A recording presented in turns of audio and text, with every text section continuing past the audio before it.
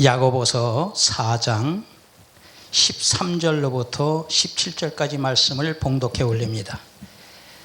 들으라, 너희 중에 말하기를 오늘이나 내일이나 우리가 어떤 도시에 가서 거기서 1년을 머물며 장사하여 이익을 보리라 하는 자들아, 내일 일을 너희가 알지 못하는도다. 너희 생명이 무엇이냐? 너희는 잠깐 보이다가 없어지는 안개니라. 너희가 도리어 말하기를 주의 뜻이면 우리가 살기도 하고 이것이나 저것을 하리라 할 것이거늘, 이제도 너희가 허탄한 자랑을 하니 그러한 자랑은 다 악한 것이라. 그러므로 사람이 선을 행할 줄 알고도 행하지 아니하면 죄니라.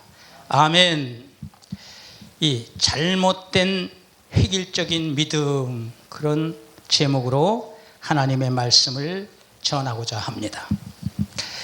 사실은 제가 이 말씀을 준비하면서 우리 각자가 그리스도인들이 갖고 있는 생각들이, 나는 참 하나님께 잘하고 있다, 혹은 최선을 다해서 내가 하려고 몸부림치고 있다, 그러면서 하나님 뜻에 가깝게 내가 하나님 앞에 부합된 모습으로 가고자 나는 노력하고 있다, 이렇게 생각을 하면서 각자 자부심도 있을 것이고 각자 결의도 할 것이고 결단도 해서 나갑니다.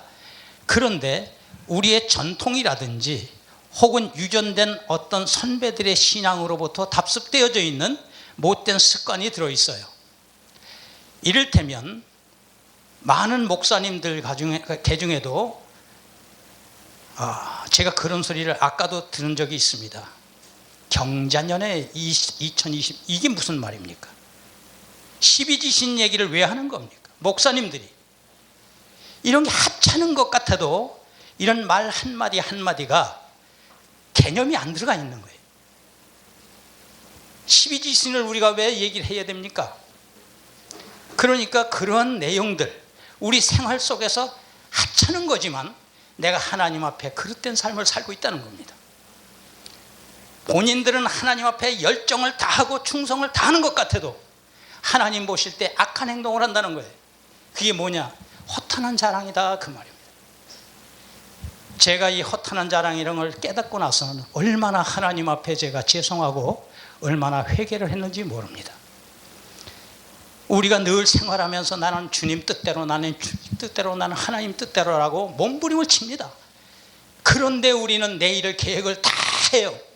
내일 이렇게 할 것이고 모레는 이렇게 할 것이고 한 달 후에는 이렇게 할 것이고, 그래 놓고 그 계획을 끄집어다가 내려다가 붙여놓고 하나님을 걷다 대입을 시키는 거예요. 하나님, 나 이렇게 되게 해주세요. 하나님, 나 이렇게 들어주세요. 하나님을 갖다 붙여서 거기다가 하나님을 대입을 시키고 있는 겁니다. 이건 뭡니까?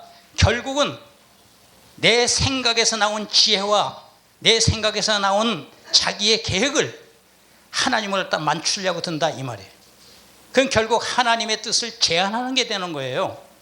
하나님은 이끌어 가시고자 하는 방향이 틀린데 하나님 뜻을 제한하면서까지 내 생각으로 하나님을 놓고 하나님께 기도를 하더라, 그 말입니다. 이것이 바로 허탄한 자랑이 되는 거예요. 결국은 하나님 뜻하고는 전혀 무관한 삶을 산다는 거죠.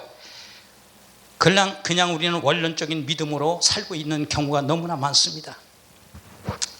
내 의식으로 혹은 내 생각으로 그렇게 하는 믿음을 믿음이라고 착각하는 경우도 있어요. 또는 알고 있는데도 머리에만 잠복해 있고 내 행위에서, 내 생각에서 미처 기억되어지지 않아서 그걸 잃어버리고 사는 경우도 많습니다.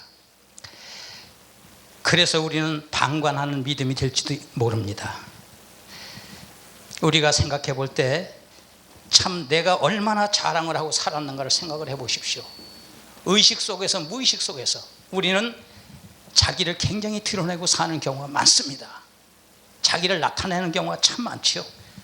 죽고 싶지 않기 때문에 그러죠. 육이 살아서 움직이기 때문에 그렇습니다. 육의 의존도가 높기 때문에 그렇다고 저는 생각을 합니다. 우선 믿음의 실체에 대해서 한번 알아보고 그 다음에 하나님의 선물에 대해서 우리가 알아볼 필요가 있습니다. 그 다음에 사랑에 대하여 우리가 진정한 사랑의 의미를 한번 알아보도록 하겠습니다. 우선 본론하여 말씀을 드리면 믿음의 실체는 신앙의 가장 기본입니다. 이 믿음이라고 하는 게 신앙의 가장 기본이 되어져야 된다 그 말입니다. 반석의 믿음 그 말이에요. 요동치 않는 믿음, 그 믿음이 기본이 되어야 되는데 그 믿음이 바로 베드로후서 1장 5절 말씀에 보면은, 잠시 제가 베드로후서 1장 5절 말씀을 한번 보겠습니다. 베드로후서 1장 5절 말씀에 보면, 그러므로 너희가 더욱 힘써 너희 믿음의 덕을, 덕의 지식을, 지식의 절제를, 절제의 인내를, 인내의 경건을, 경건의 형제 우애를, 형제 우애의 사랑을 더하라. 이게 따로 구분되어져 있으니 이 내용을 한 가지 한 가지를 분류해서 내가 행할 것을 생각을 하면 복잡하고 힘들게 느껴집니다. 그런데 믿음이 가장 전제가 된 위에서, 믿음 위에서 우리의 행동에 대한 거룩한 분별이 여기 드러나야 되는 거예요. 분별과 구별이라고 하는 단어는 거룩함이라고 하는 것과 일맥상통할 수도 있습니다. 하나님의 뜻을 분별할 수 있어야 되고 하나님의 뜻을 구별할 수가 있어야 됩니다.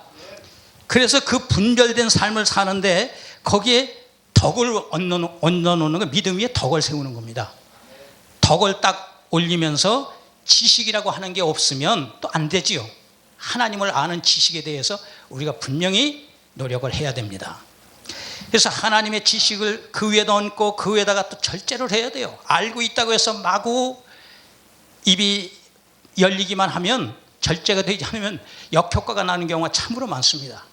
사람들이 하는 말이 일반적인 얘기로 통성적으로 토속적으로 하는 말들도 있습니다. 우리 한간에서 일반인들이 세 번 마음속에서 입 속에서 세 번 생각을 하고 한 번 말하라, 그런 얘기도 들은 적이 있습니다. 그러니까 우리가 말을 할 때는 깊이 있게 생각을 하고 그 다음에 말을 해야 되는 거예요. 강단에선 더더욱 그렇습니다. 폭언적인 말, 죽인다는 등 혹은 좀 겸손치 못한 발언이나 그런 언어적 행위는 불경건하게 되는 겁니다. 경건한 단어를 사용해야 되는 거죠. 강단에서는 더군다나. 그래서 이게 우리가 이 믿음의 실체 위에 바로 지식, 절제, 인내라고 하는 것, 이게 절대 필요합니다. 인내도 끝까지 참을 수 있는 것, 이게 믿음이 바닥이 다 없어져도 흔들리지 않고 끝까지 남아있다는 거예요. 끝까지. 그랬을 때 하나님의 그 뜻과 은혜를 체험할 수가 있습니다. 그 다음에 경건에 또 그 위에, 인내 위에 경건의 형제 우애를 이랬어요. 이 경건이라고 하는 단어도 참으로 중요합니다. 이게 거룩이라는 단어와 흡사한 단어죠. 유사한 단어입니다. 경건이. 그래서 하나님의 말씀을 따라 우리가 경건한 생활을 할 때에 언어적 행위, 언어서부터 행동에 이르는 경건성이 드러나야 되는 거예요. 그때 이 경건이라고 하는 단어를 할 때 보면 우리가 말을 하면서도 늘 생각할 때 죄가 섞였나, 내가 혹시 이 세상과 결합되어져 있는 내용에서 나오는 언어적 행위가 섞여 있지 않나, 이걸 구분할 수가 있어야 됩니다. 제가 그래서 너무나 부족한 걸 느꼈기 때문에 그래서 공부를 하려고 학교에 간 겁니다. 그래서 간 겁니다. 원칙과 질서가 확립이 되지 않으면 안 되기 때문에 가는 겁니다.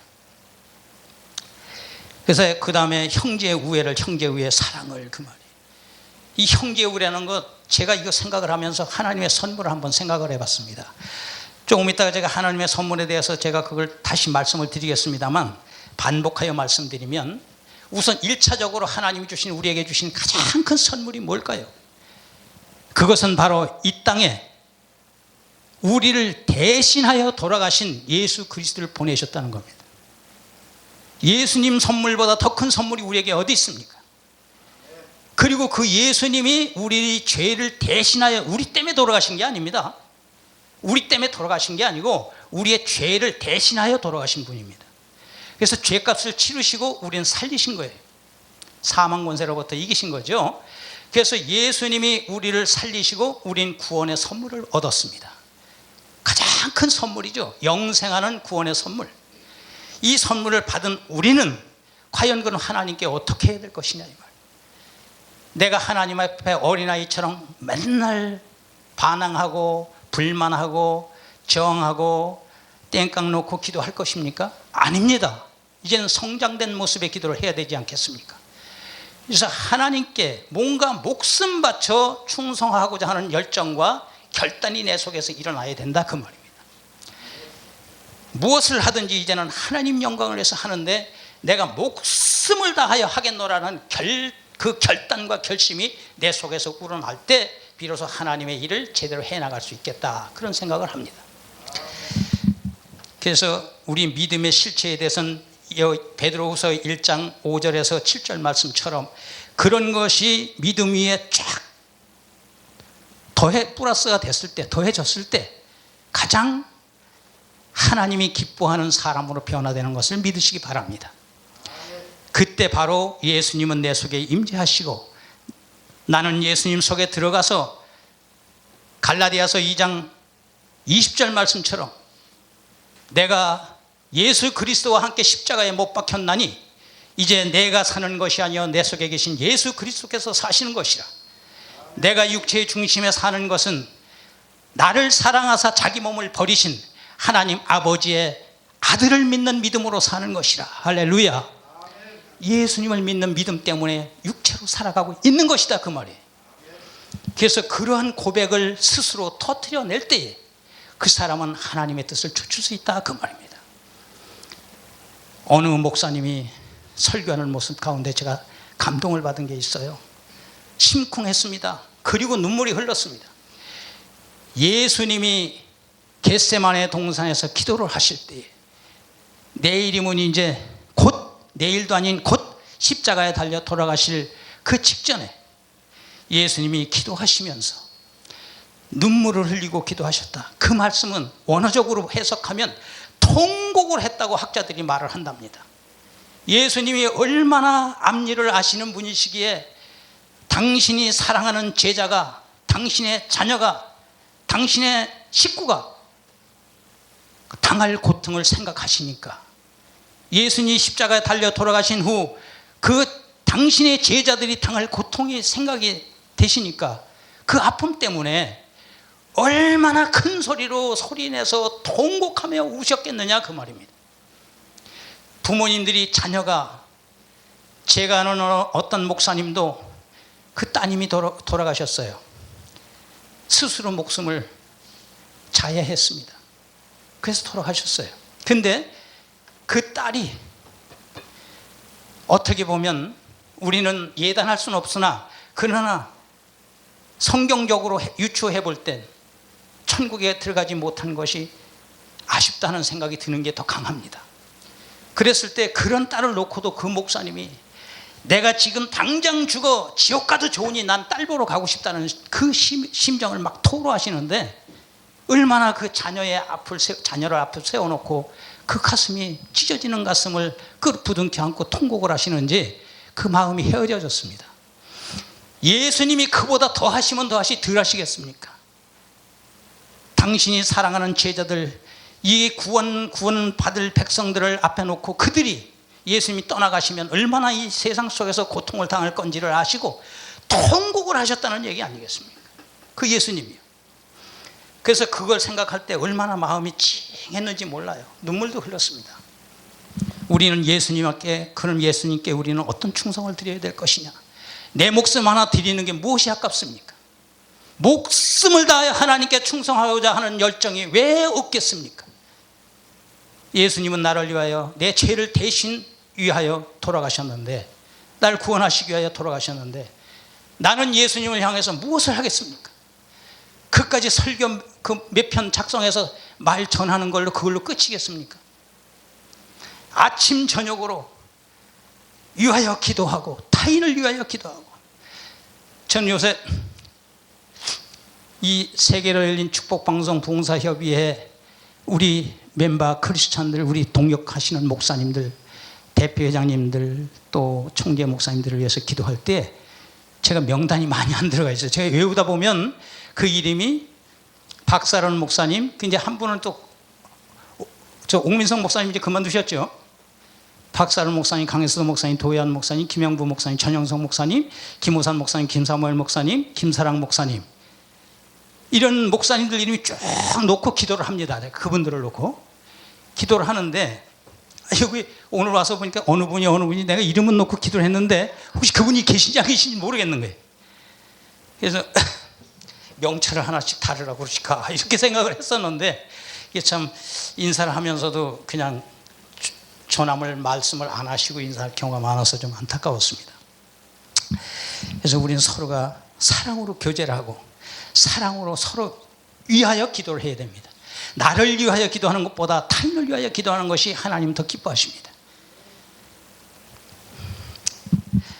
우선 우리가 베드로서 1장 5절에서 7절 말씀을 보듯이 우리는 혹자는 이것이 행위권 아니냐 이렇게 말하는 참 안타까운 분도 계실 수 있습니다.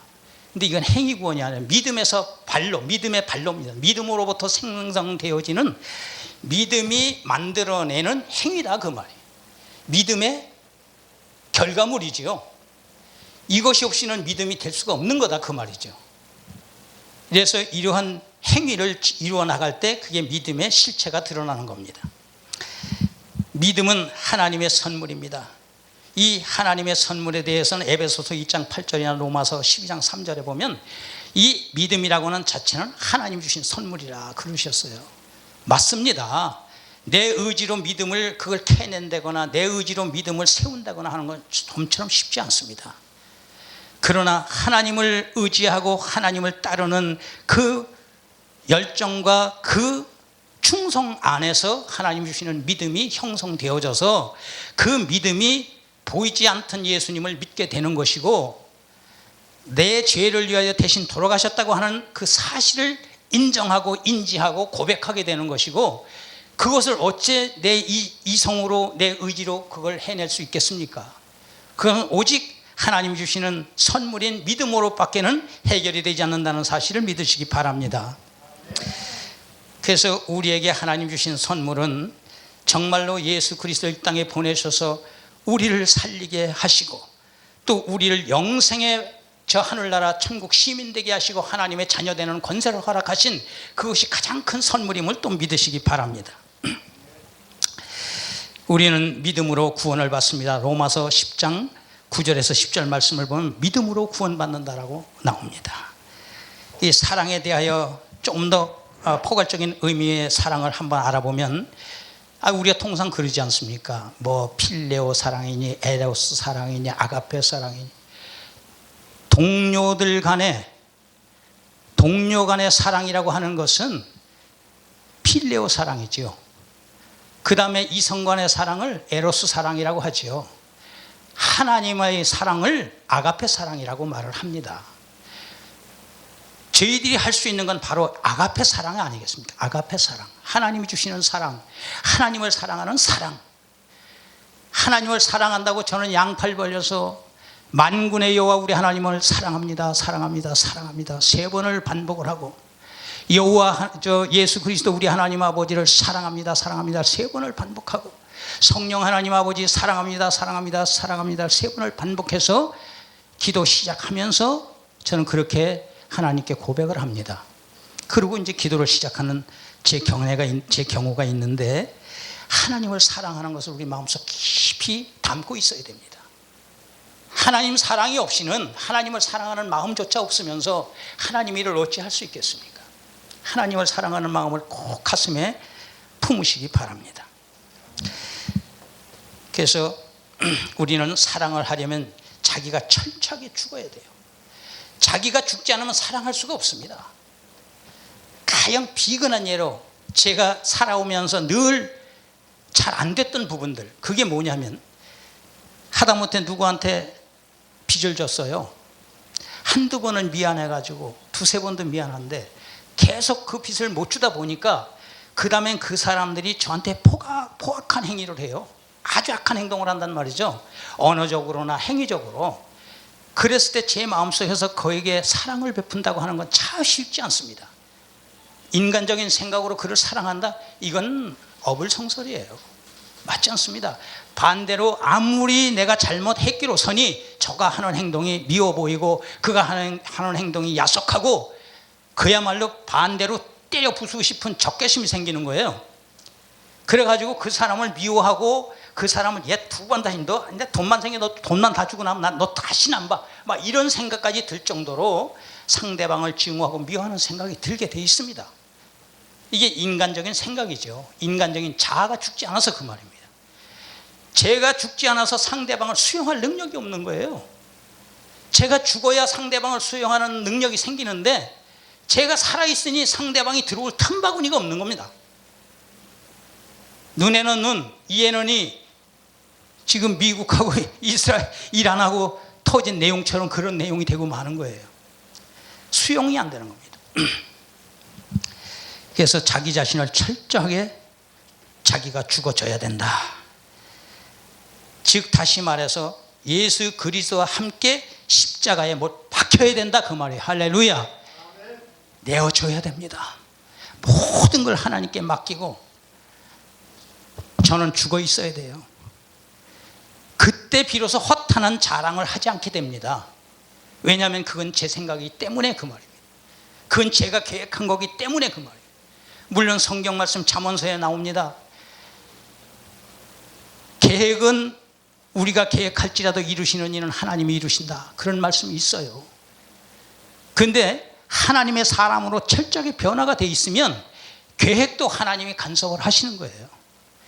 어떤 계획을 할 때 그 생각나게 하시는 것을 하나님이 하시고 그걸 이루시는 이미 하나님이시다 그 말이에요.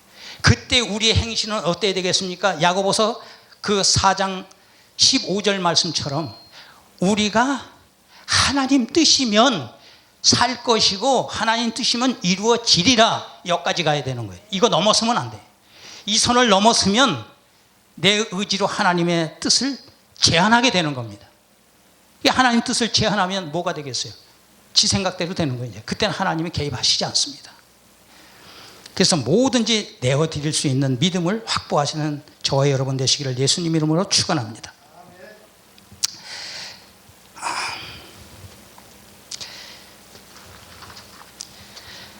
한편으로 우리는 이 허탄한 자랑을 하지 않는 모든 것을 하나님께 내맡기는 그러한 참된 그리스도의 모습으로 우리가 철저하게 변화되기를 예수님 이름으로 기도합니다. 결론하여 말씀을 드리면 구원의 기초가 되는 믿음의 실천으로 구원의 기초가 되는 거예요. 믿음이 구원의 기초가 되는 믿음으로 그 믿음의 실천으로 예수님과 한 몸이 되어서 신의 성품에 참여하는 자가 되어 악한 세상 이 주관자들 앞에서 우리가 이기는 자, 승리하는 자가 되시기를 예수님 이름으로 축원합니다. 감사합니다.